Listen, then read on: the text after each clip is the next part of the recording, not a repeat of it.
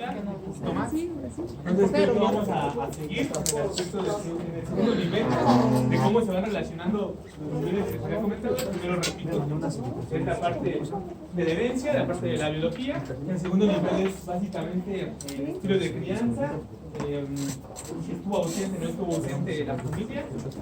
Estos factores, vuelve a retomar Whitron en su libro ¿Qué tan responsable es la familia de la cuestión criminal? Lo vuelve a retomar este Whitron. Como les decía, estaban los dos ejes principales, que son roles literarios, calidades afectivos, y a su vez derivan 4, como lo podemos ver en este pictograma. El afectivo positivo, el afectivo negativo, autocontrol y bajo control. Como llegó a comentar la compañera, en la actualidad no es que seas completamente permisivo con tu hijo y le dejes hacer lo que tú quieras. Llega una edad en la cual tú te sigues imponiendo, pero la base conductista de la chancla pues desaparece, ¿no? Una evolución a lo que veníamos diciendo. Entonces, esa es la parte de adelante. ¿Sí? Y obviamente nosotros en nuestro estilo de crianza lo podemos ubicar en algún punto de este eje, de este plano cartesiano, y a partir del mismo ustedes pueden inferir qué conductas van a repetirse, qué patrón de conducta se va a repetir a partir de un alto control, un aspecto positivo o en su defecto algo negligente e indiferente. Entonces, ¿cómo va a ser el comportamiento de ese sujeto a partir de estos 4 estilos de crianza? ¿Sale? Entonces vamos a relacionar ya el primer nivel con este segundo nivel. Ahora vamos con el tercer nivel. ¿Le cambio? No. Bueno.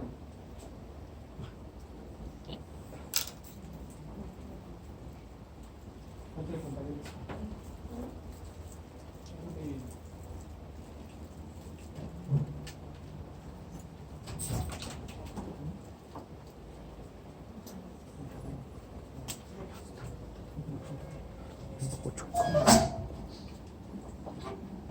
Adelante, solamente revisamos esta segunda parte que ya les había comentado, los 2 ejes principales, los 4 estilos de crianza y que nosotros nos podemos ubicar en algún punto de este plano cartesiano. ¿Vale? Segundo nivel. Vamos con el tercer nivel. Una, 2, sí. Me detengo.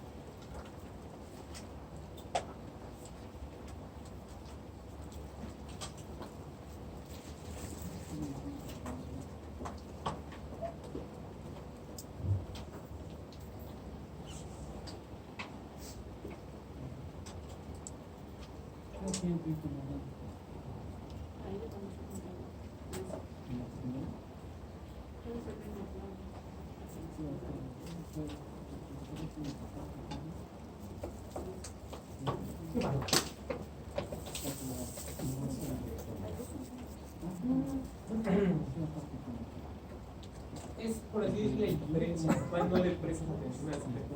Eso vendría siendo que vendría siendo alguien como afecto neutral o falta de afecto en realidad, no negativo, porque negativo vendría siendo ya como ese el estilo de la chancla que estábamos refiriéndonos, pero en el afecto negativo, si lo vemos arriba y abajo, vendría siendo como la parte de conductismo de verdad y de la parte de ser negligente completamente, de que no te importa el sujeto, no lo ves,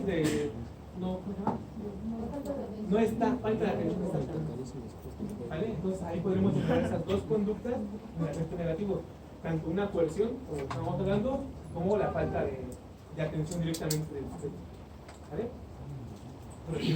Ese es el segundo nivel. El tercer nivel Es lo que decíamos, que es el aspecto geográfico, lo que lo estaba platicando la otra vez, que no es lo mismo vivir en el barrio de Tepito, en las calles de Jesús Carranza, en la calle de las Aztecas, y aún así, el nacer estuvo en esas calles donde ya hay influencia o compra-venta de drogas.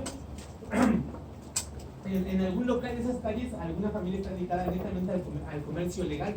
Pero si los papás no se encuentran en estas calles, que se encuentran trabajando de forma legal, ¿qué probabilidad hay de que este sujeto logre relacionarse con personas que trabajan en las calles de Jesús Carranza o Aztecas? ¿Cuál es la probabilidad de que se vaya a incluir el sujeto si el papá no está, aun cuando nazca en una familia que no se dedica netamente a la delincuencia? No sé si me entienden. O sea, está en un ambiente criminógeno, que vendrían siendo las calles donde hay venta, compra de drogas. En ese ambiente criminógeno vamos a encontrar en este hipotético caso una familia que no se dedica a la delincuencia, se dedica a un comercio legal. Y luego ya tenemos esas dos bases. Ahora nos basamos en la parte de Huitrón, que entonces tenemos una familia ausente, no se encuentra la familia porque tiene que trabajar casi todo el día. ¿Qué probabilidad hay de que el sujeto se logre relacionar con personas que trabajan o que, pues sí, trabajan en estas calles con una familia ausente? ¿Qué probabilidad? Entonces, esa es la relación del tercer nivel. El primer nivel era la parte biológica, el segundo nivel vendría siendo la ausencia de los padres o el estilo de crianza de los padres. El tercer nivel va a tener que ser, o es más bien la parte geográfica donde el sujeto nace y la probabilidad de que el sujeto logre aprender alguna conducta o algún discurso cognitivo en ese lugar. Ahora sí. Y ese es el tercer nivel. El siguiente nivel, ya hablábamos de los factores macro, de los factores donde nosotros no tenemos influencia directamente y que de alguna forma igual van a permear en nuestra forma cognitiva o nuestra forma de pensar y a su vez en la forma de actuar, ¿no? ¿Sería como medio ambiente? Sería parte del medio ambiente, cómo se relaciona el medio ambiente con el estilo de crianza y la parte de la predisposición, que es una mínima predisposición biológica. Llevamos 3 niveles en ese sentido de cambio. No.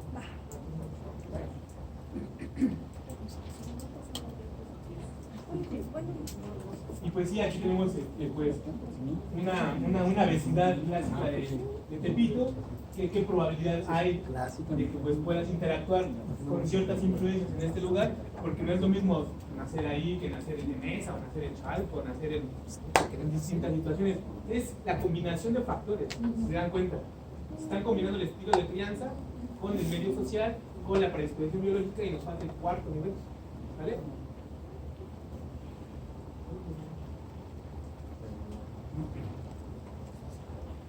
Y aquí sería como básicamente conductismo o zona geográfica, como dice, conductismo cognitivo a través de una zona geográfica. Podemos llamarlo así.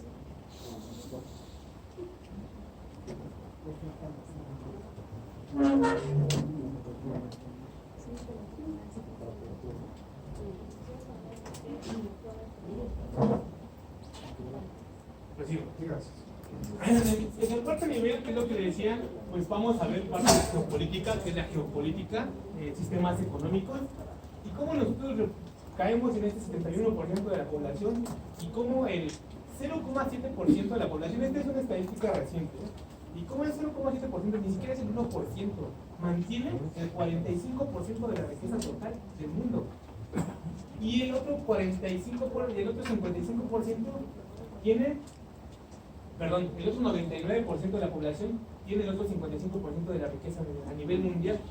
Y se dan cuenta, entonces, ¿quiénes son los que realmente van a generar políticas? ¿Quiénes van a ser los que van a imponer cierto tipo de conductas? A eso es a lo que nos referíamos igual en el control social formal e informal, o blando y duro. que solamente este 0,7% son los que van a decidir gran parte de la influencia en ese sentido. Aquí vamos a ver un señor que se llama George Soros, que obviamente pertenece igual en ese sentido, ya le ha financiado varios golpes blandos, varios golpes de Estado en distintas partes del mundo, que es estadounidense obviamente. En este sentido de la geopolítica podemos ver que Zaffaroni habla de la ruta de la cocaína y cómo México, pues al estar tan cerca de Estados Unidos, esa única condición geográfica hace que México sea, ahora sí que el paso de la cocaína, de la ruta de la cocaína, según Zaffaroni en ese sentido. Pero no solamente eso, podemos recordar lo que les comentaba acerca de Ucrania, que Ucrania está muy pegado a Rusia y sería como el México de Rusia, por así decirlo. Igual que México perdió parte de su territorio, Ucrania igual, le quitaron Crimea nomás porque el presidente que apoyaba a Vladimir Putin lo derrocan a través de un golpe blando. Vladimir Putin dice que eso fue ideado por Estados Unidos, como las revoluciones naranjas que se dieron en el Oriente Medio, con la caída de Libia, con la caída de Gaddafi.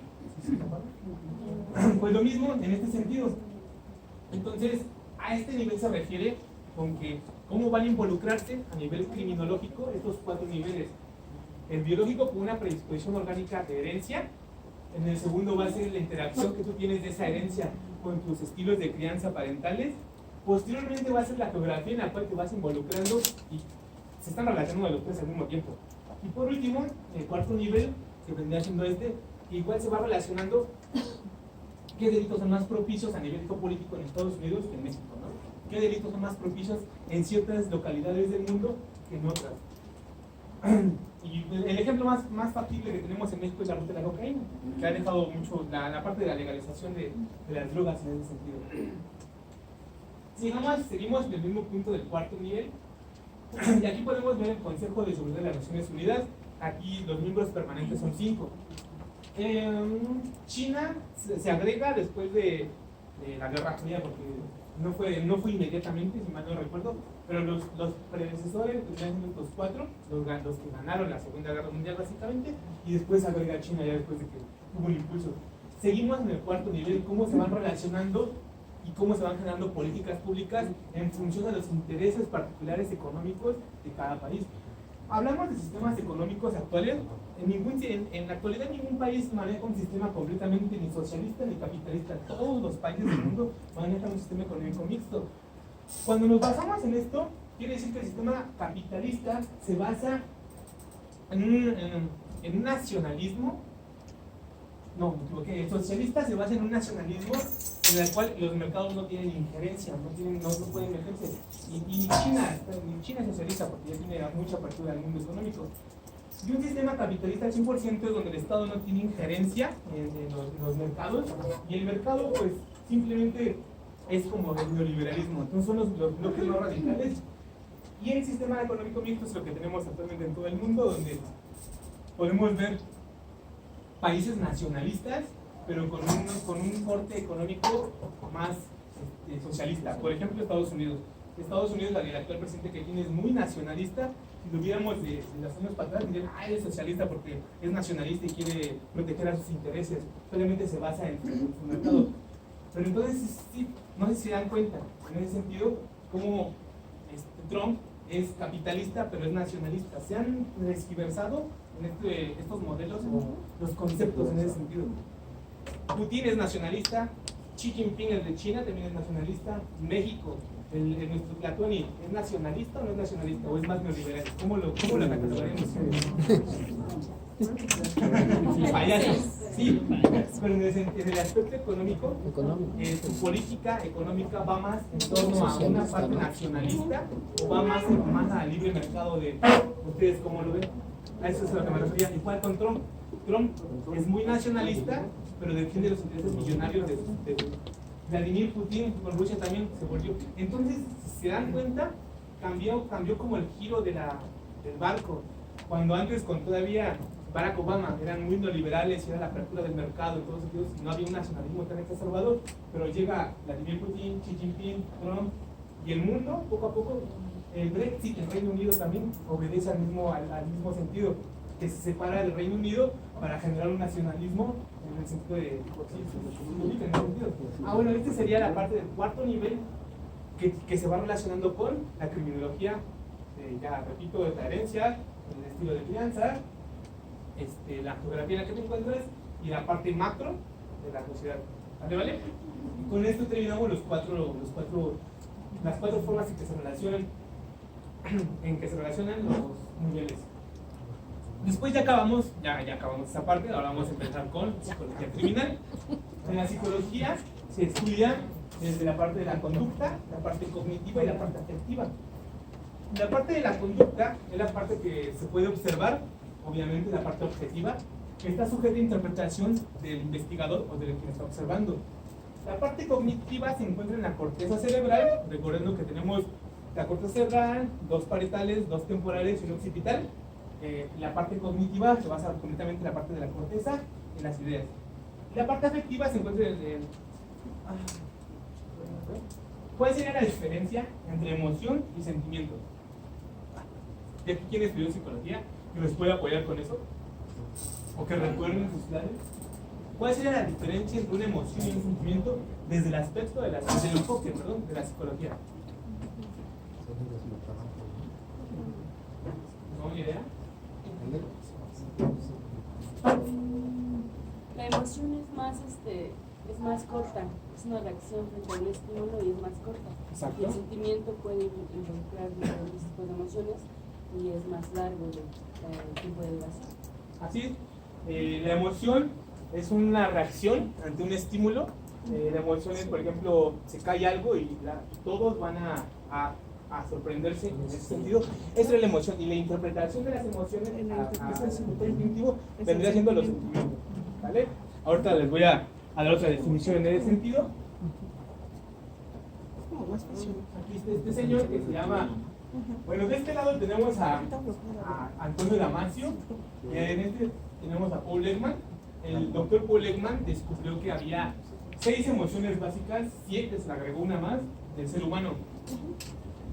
Aquí, y este es el señor Antonio Damasio, es neurólogo, y aquí da la diferencia entre emoción y sentimiento.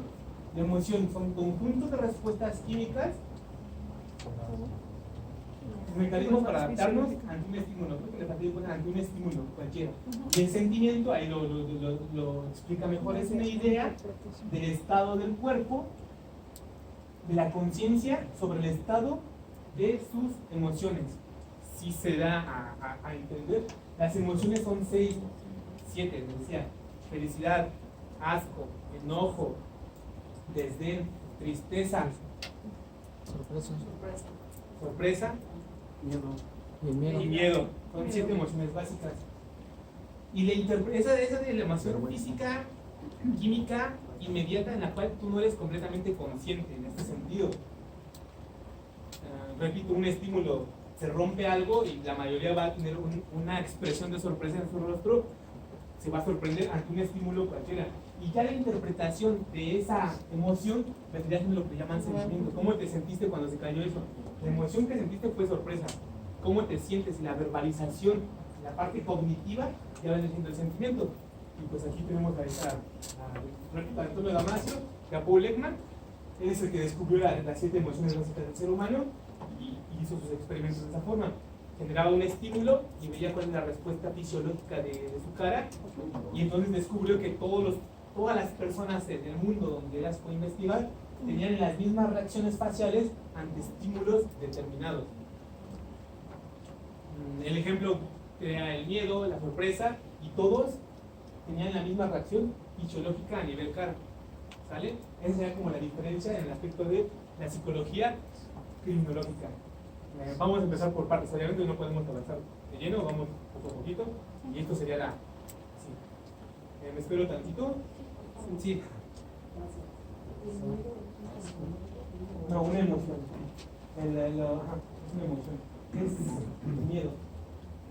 Y la interpretación de cómo te sientes, la verbalización de me sentí así, eso es el sentimiento, es la idea del estado del cuerpo. ¿Me idea? Sí. Sorpresa, asco, miedo, felicidad, desdén, enojo y triste.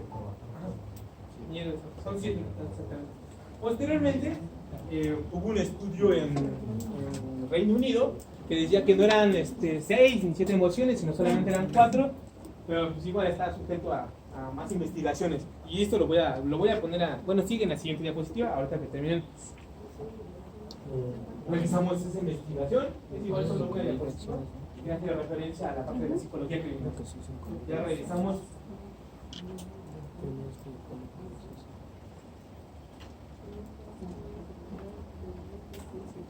Ajá, sorpresa, asco, miedo, desdén, alegría. Bien, no.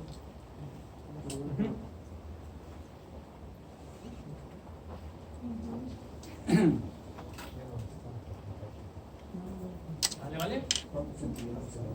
No, hay, como es la interpretación de la emoción, hay más sentimientos que emociones. En ese sentido, sí.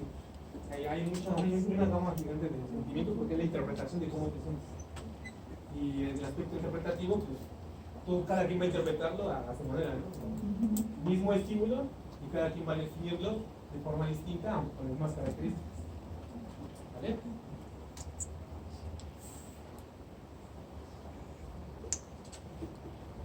Sigo. Pues aquí están. La tristeza, la felicidad, el miedo, la ira, la sorpresa, el asco y el desdén vendrían siendo las emociones básicas del ser humano, y llego inclusive a compararlo con los monitos chimpancés, exactamente. Pero un estudio recientemente por Current Biology de Reino Unido decía que en realidad no son 6 ni 7 emociones, sino son solamente 4. Y aquí hacen una pequeña como comparación. Dice que la felicidad y la tristeza tienen una manifestación en la cara completamente distinta. Mientras tú eres feliz y la tristeza se ven completamente distintos. Pero el miedo y la sorpresa comparten una base, que son los ojos totalmente abiertos. El miedo y la sorpresa. Entonces, para ellos, estas dos se ven como en una misma gama. A esto se refiere con el Current Biology y del Reino Unido, que vendrían siendo igual 7, pero ellos las ven como, si se sienten, ¿no? Tristeza y miedo y sorpresa, las meten en una misma, aunque sí se logran diferenciar. En ese mismo sentido, el asco y la ira tienen en común la nariz arrugada.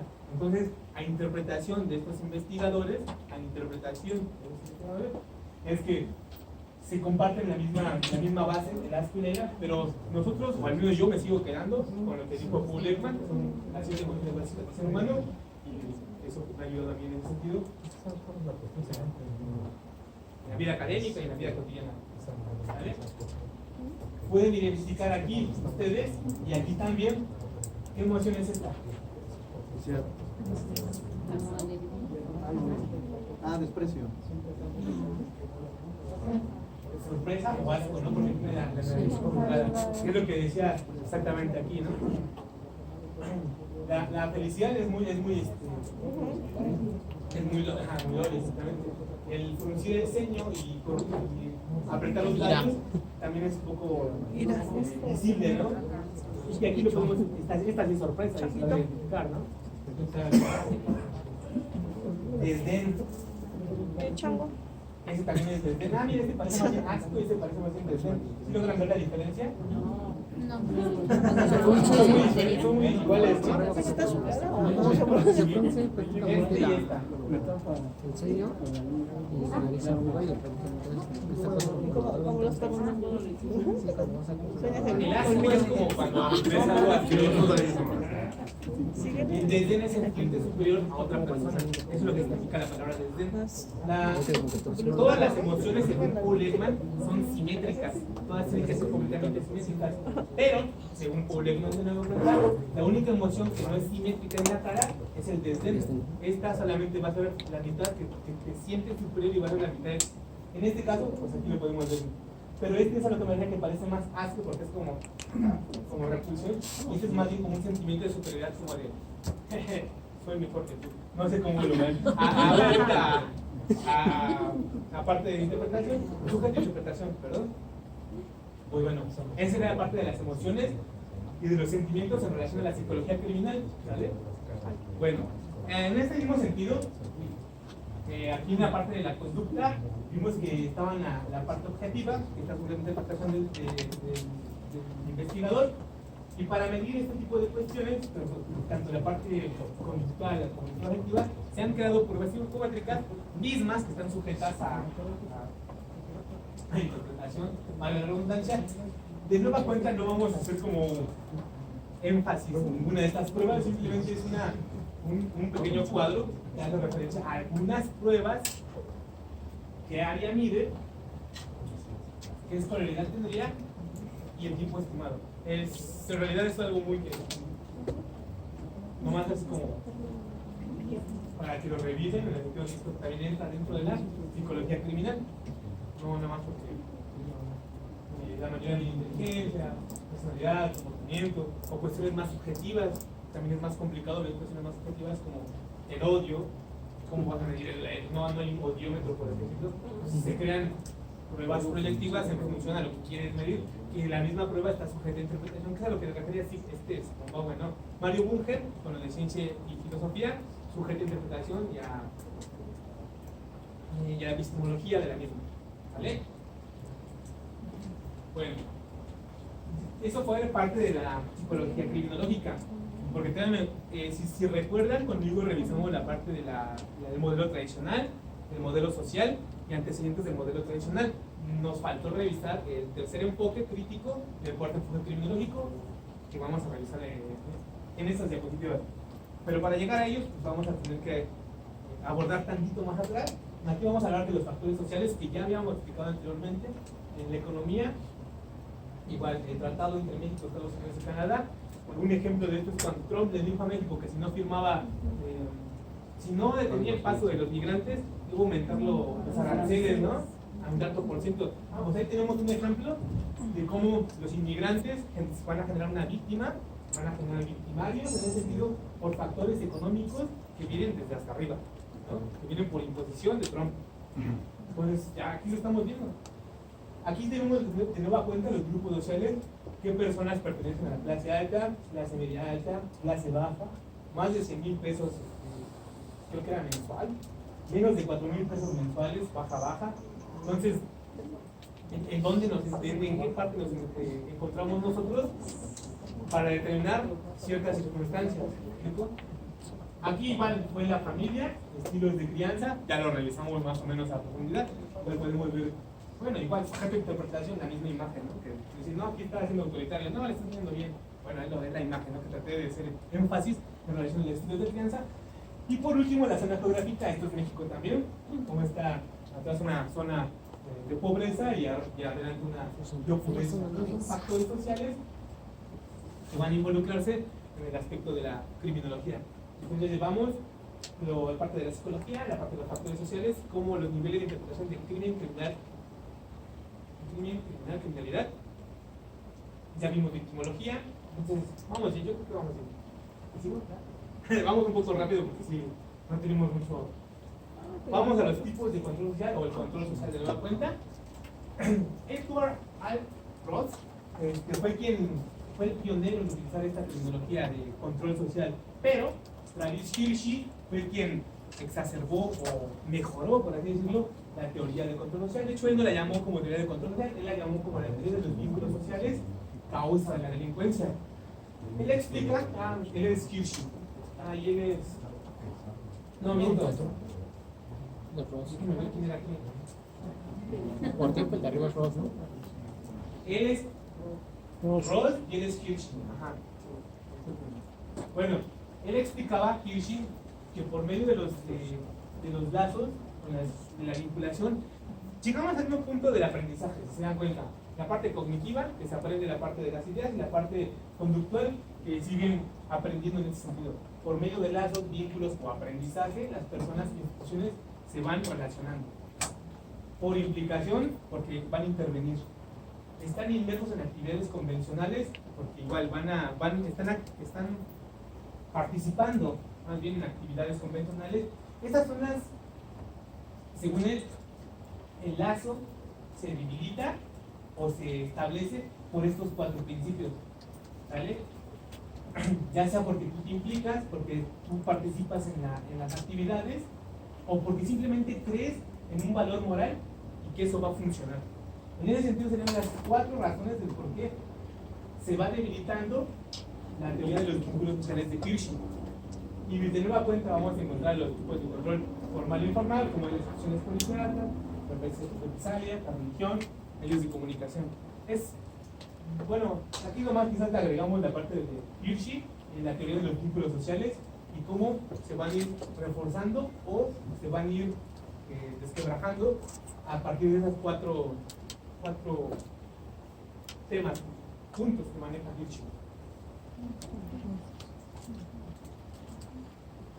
Espero tantito. ¿Está haciendo calor aquí atrás? Sí, ¿verdad? Más fuerte. Perdón.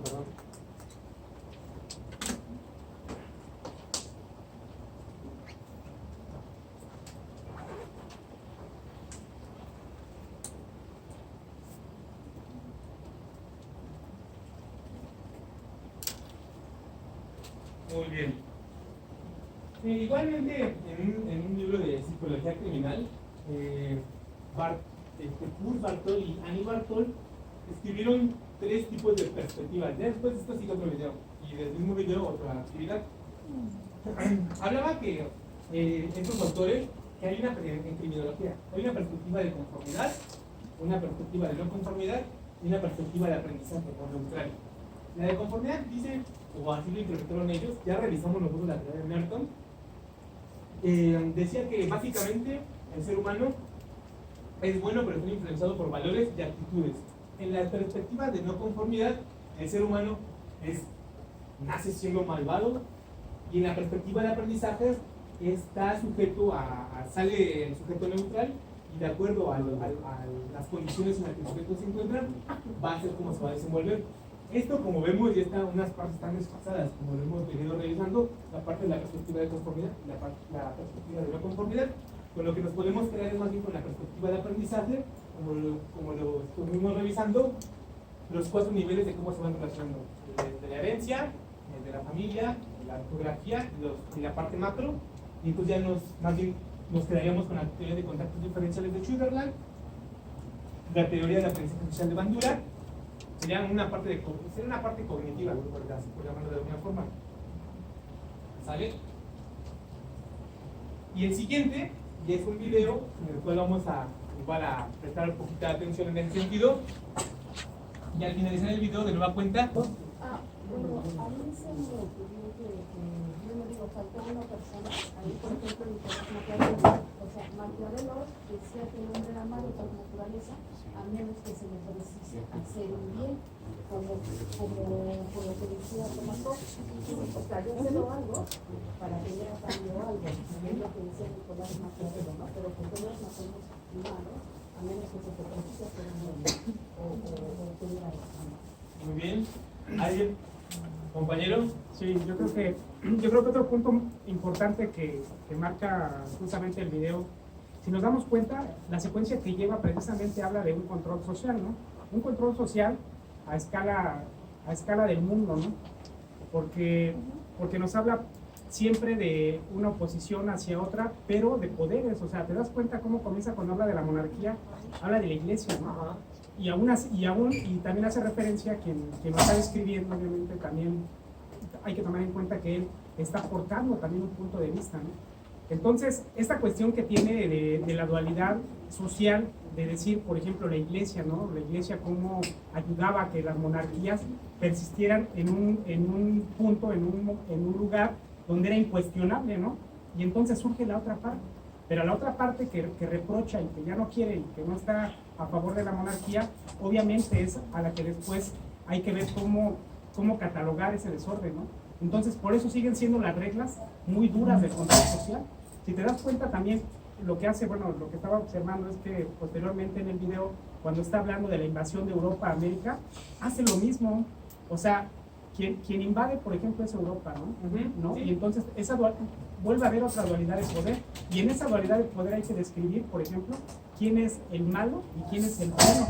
Y eso es justamente el problema filosófico más complicado de estar determinando quién podría ser el bueno y quién el malo. Pero lo que sí hay que entender, y yo creo que sí debería de quedar claro en toda la cuestión académica, es que hay alguien que sí propicia precisamente llegar a otro lugar y despojar y entonces pues obviamente siempre va a surgir la otra parte que no va a estar de acuerdo, ¿no? Ya, por ejemplo, los hechos que se den en cuestión de mezclarse, de la cuestión económica, de la cuestión religiosa, de todo lo demás que se aprende hasta culturalmente, lo que se aprendió en Europa, bueno, y digamos que ya es otro punto, pero dentro de lo más importante es que siempre esas dualidades de poder están justamente manipuladas por quien ejerce más y la agarra. Lo decía, ya nomás por último, lo decía en la visión de los vencidos, en la visión de los vencidos, ¿no? O sea, León de Portilla, ¿no? León de Portilla cuando escribe la visión de los vencidos, por eso hace precisamente esa aclaración, la visión de quien es vencido, o sea, por primera vez, ¿no? Que hable quien ha sido derrotado, ¿no? Porque justamente el que es derrotado, el que es perdido, el que es, pues es el malo, ¿no? Excelente, muy bien. ¿Alguien más tiene otra opinión en relación a qué pasó? Yo nada más te diría que todos esos expertos, filósofos, etcétera, en su momento también estuvieron influenciados sus ideas y sus conceptos a su época. Por eso ahorita no puedes decir quién es bueno, quién es malo, quién es mejor, quién es peor, porque todos en su momento definitivamente están influenciados por su tiempo. Excelente. ¿Qué pasó? Bueno, los conceptos de bueno y malo, Ajá. para definir si algo es bueno o es malo, tendríamos que ver desde la perspectiva de qué significa ser bueno y qué significa Exactamente, ser malo. ¿para quién? Estas definiciones pues vienen desde la parte social, Ujú. como decían los compañeros. Todos los autores hablan desde un enfoque o desde un contexto económico, político, social, para definir lo que es bueno o bueno, si el hombre es bueno o si el hombre es malo. Ujú. Entonces, yo considero, desde mi punto Sí, de sí, sí. vista, que realmente una persona va a definirse en función de su contexto social, porque biológicamente ya trae cierta carga o cierta predisposición, puede ser para una enfermedad o para tener un carácter a lo mejor más iracundo o demás, Ujú. pero la parte social que va a estar permeando lo que puede uno hacer o lo que no puedes hacer, las reglas sociales van a estar moldeando esa conducta para que la persona se comporte de cierta forma. Aquí los medios o los mecanismos que el Estado o la superestructura genera para que una persona se comporte de cierta forma, pues ya vienen muy perfilados a decir, por ejemplo, en la conquista esto era bueno o era malo, ¿no? La izquierda, la derecha, en función de desde dónde viene, o sea, los de la derecha, ¿no? Estaba el ejemplo en el video. Es bueno si está dentro de mi contexto De mi social, tribu, ¿no? yo lo veo como bueno, pero el otro contexto lo va a ver como negativo o perjudicial. Exactamente. Entonces, va a depender mucho de la parte. Como decía el compañero de la visión de los vencidos, ¿no? Exactamente. Pues es que, al final de cuentas, complementando lo que dice la compañera, es precisamente esta situación de lo consensual, ¿no? Del consenso que esté en ese momento, si estamos hablando en la cuestión geográfica y social, el consenso es el que va a determinarte si eres bueno o malo, ¿no? De ahí, o sea, como dices, son conceptos que se utilizan ambiguos y que finalmente, dependiendo del consenso que en ese momento esté, es el que va a determinar o definir si eres bueno o malo. Es que considero que todos los seres humanos somos instintivos, traemos esa parte agresiva para la sobrevivencia, pero a veces a través de la historia pues han querido como encasillar nada más en un catálogo, o sea, definirnos como en algo, nada más en un concepto. Y nosotros como seres humanos, ante diversas situaciones o ante las mismas situaciones actuamos de forma diferente. Entonces, a veces yo creo que eso es lo que nos ha fallado, ¿no? Que el mismo acontecimiento, pensamos que todos van a reaccionar igual, ¿no? Exactamente. Entonces, etiquetarlo entre bueno y malo también es como muy... Tiene su sesgo. tiene su riesgo, como decías hace rato, cuando empezaste, no sería como el cuchillito, ¿no? Si es Porque bueno eso o es lo malo. que, el chito. porque esa parte es que, aunque no queramos ver, esa parte toda la traemos a la hora de hacer nuestros diagnósticos, ¿no? A la hora de evaluar, pero pues lo que debemos de ver es que a través de, porque dicen sí somos instintivos, pero también está esa parte de conciencia, De autocontrol. de autocontrol, de llegar a un autoconocimiento, o sea, tenemos que hacer No es que te dejen en la selva, ¿no? Y ahí. Y de hecho yo cuando veo digo, bueno, es que somos como los primitivos, ¿no? Como el cavernícola que estabas en en la cueva y ya sales a la sociedad y tienes que empezar pues a cambiar ciertas conductas, como decía la compañera, permear, y sí es cierto, ¿no? Pero como decía, todos tenemos esa parte de luz, todos tenemos esa parte de oscuridad, ¿no? Esa parte instintiva agresiva, y esa parte de a veces ser, pues sí, condescendientes con los demás. Entonces no podemos ser, por ejemplo, hay personas que son bien agresivas, pero en un determinado momento, o muy, no son muy sociables, ¿no? pero en ciertas circunstancias representan mayores apoyo para otras personas. Si usted tiene más... ¿Qué pasó? Ajá, o sea, ya le etiqueté que esa no iba a ayudar y sí está apoyando. Exactamente. Ajá. ¿Qué pasó, señor? Digo, más que nada, también viéndolo por el lado religioso, Ajá. por la cuestión de la creencia, el aspecto del libro de Dios. Sí. Tal vez en un momento determinado, como Estado, puede generarse una política de hacer daño, ¿no? Como se está generando en la actualidad. Y también podría ser en un momento determinado por conveniencia, ¿no? En el caso de los conquistadores al venir de Europa, vienen sobre lo que pudieron encontrar, ¿no? Entonces son parámetros que muchas de las veces es esa formación ética, religiosa, de creencia, que primero sacan lo que es la conveniencia y después lo que y si hay alguien perjudicado, pues es como le dicen a la Daño colateral. daño colateral. De hecho, exactamente. ¿Hay más, compañero? ¿Y quiere dar su opinión? Profe, ¿no? Bueno, pues sí, en efecto, como comentaban, el concepto de bueno y malo está sujeto a interpretación y va a ser relativo a una época, a un contexto que va a depender. Por ejemplo, en nuestra época, si los que viven en Canadá y que matan focas bebés, nosotros los vamos a ver como, ay, los malvados, ¿no? Pero para ellos es su única forma de subsistir y para ellos es algo bueno. En el aspecto, como comentaba el compañero allá atrás, igual en la visión de los vencidos, el quien gana es el bueno y el quien pierde es el malo, ¿no? En ese mismo sentido vamos. Eso en relación al video.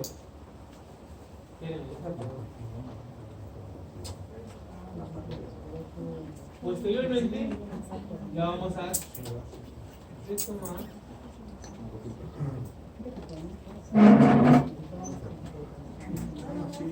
¿Qué pasó? De acuerdo al video, lo que revisamos, los de izquierda y los de derecha, es igual un concepto pegativo, pero surge en Reino Unido, en lo que es Reino Unido, y decía que la aristocracia o los burgueses se sentaban a la izquierda y la nobleza y los reyes, o los que apoyaban a la nobleza y a los reyes, se sentaban a la derecha. Entonces, a partir de ahí es que se empezó a decir a los que son más conservadores o más monárquicos, los que defienden la monarquía son de derecha, y los que apoyan a los burgueses, los que apoyan el cambio de monarquía a democracia, se llaman los de izquierda, ¿no? Bueno, así es como lo manejaba el video, esa es la parte histórica del concepto de izquierda y de derecha, ¿sale? Ese es el video que ya vimos. Ahora, bueno, ahora vamos a hablar acerca de, ya regresamos de nuevo a criminología directamente, vamos a hablar del método, el método que ocupa la ciencia de criminología. El doctor Chandia explica que hay dos tipos de criminología, la criminología de investigación y la criminología, por así decir, de campo.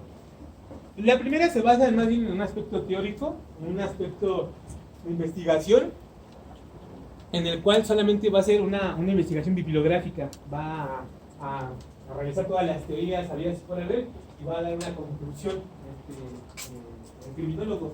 Y la segunda tipo de criminología es la que emplean los métodos tradicionales de investigación, como es la observación, la entrevista profunda, los cuestionarios, y van a generar más bien ahí como un aspecto cuantitativo de los resultados en función de la misma. Y la primera investigación sería más bien en relación a algo más cualitativo, si es que quieren retomar a Sampieri, que ya lo dejamos mucho tiempo atrás. Pero sería, en esencia, esas dos métodos que se ocupa la criminología.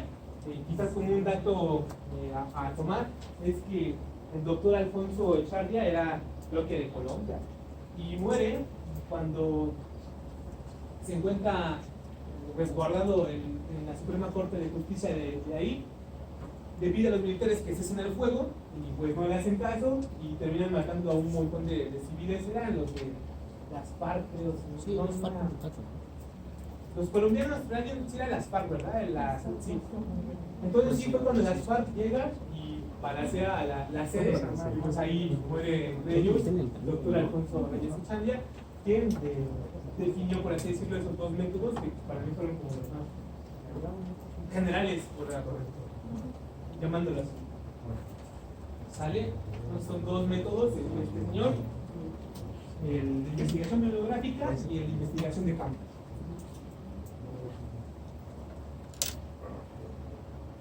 ¿Le sigo? Sí, sí. Espera un tantito.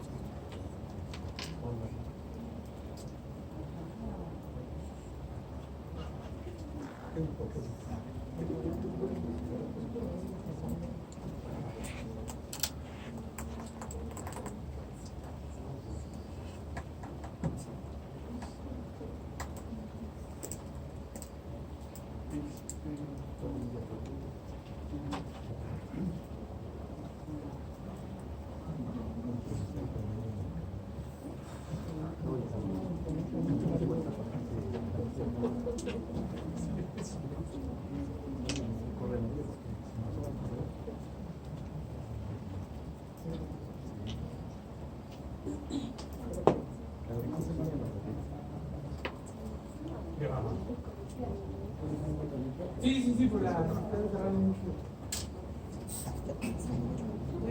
El chorro.